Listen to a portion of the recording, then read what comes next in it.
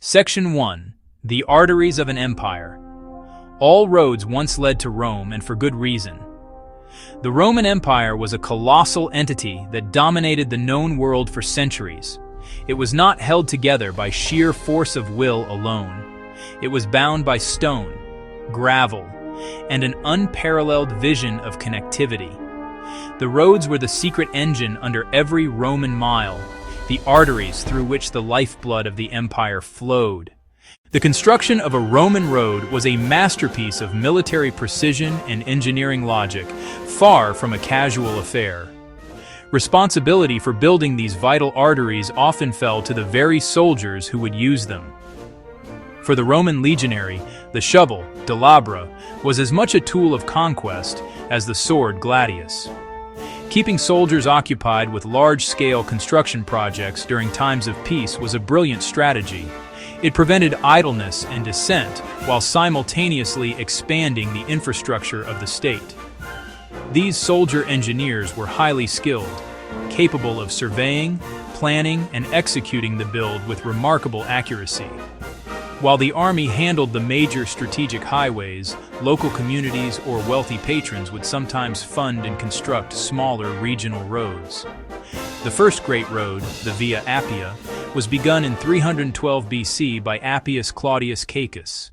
A Roman road was not simply a layer of stones laid upon the dirt. It was a complex, multi-layered structure designed for maximum durability. The Romans understood that a stable foundation was paramount. After excavating the trench down to firm ground, they began building up in a series of distinct layers, a method known as via munita. Statumen, large, rough-hewn stones, sometimes mixed with mortar. This base distributed weight and prevented the road from sinking into the subsoil. Rudis, smaller stones, gravel, broken pottery or tiles, sand, clay, about 9 inches thick, a filler and leveling course. Workers tamping the rudis by hand or with heavy wooden rammers to compact it. That compaction kept the road from shifting or settling unevenly under heavy carts and marching armies. Nucleus, or kernel, small gravel, sand, hot lime. When packed and leveled, it formed a hard, smooth base for the final surface. The use of lime mortar was a key Roman innovation, waterproof and incredibly resilient. This layer was carefully shaped, forming the distinctive camber, the crown profile of the road. Summum dorsum, or pavimentum, the visible road surface. The genius of the Roman road network extended far beyond its layered construction. The Romans integrated a system of features that made travel safer, faster, more predictable.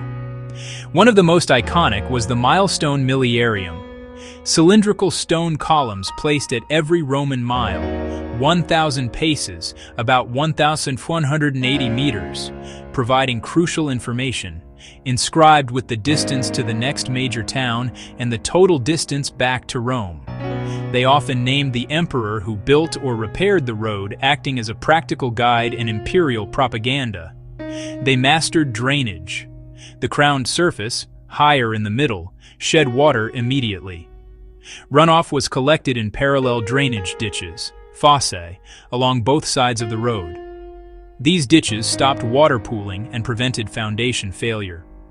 In marshy areas, they built the agger, a raised embankment, lifting roads above damp ground, keeping them dry and solid year-round. They built thousands of bridges, pontes, and culverts. Stone arches let them make massive, durable structures able to survive floods and centuries. Ponts Fabricius in Rome, Alcantara Bridge in Spain, still carry traffic after 2 millennia. The question of why Roman roads have lasted for millennia is answered in their very design. A deep, solid foundation, multiple compacted layers, a sophisticated drainage system.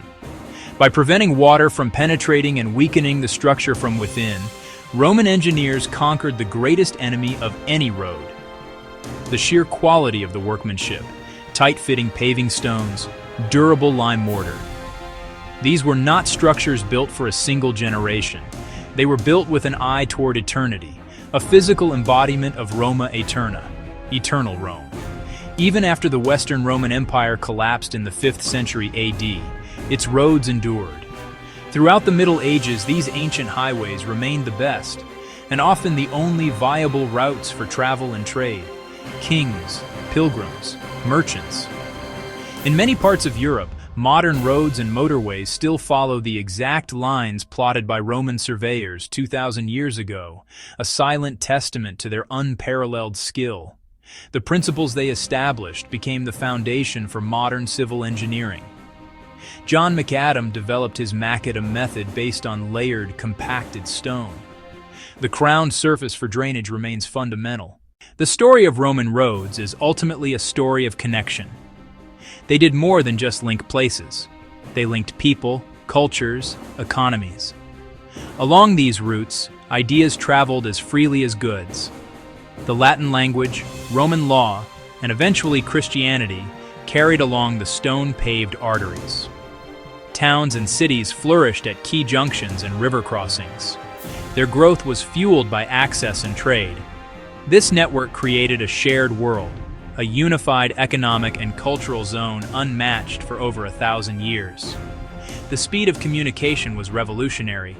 The cursus publicus could move an imperial messenger about 80 kilometers a day, faster by relay. An order from the emperor could reach the Rhine in weeks. Projecting power and administering territory depended on road quality. They were the internet of their day, a tangible network holding the empire together. Today, speeding on asphalt and concrete, we live in a world those roads engineered. Direct routes, durable construction, systematic planning, echoes of that legacy.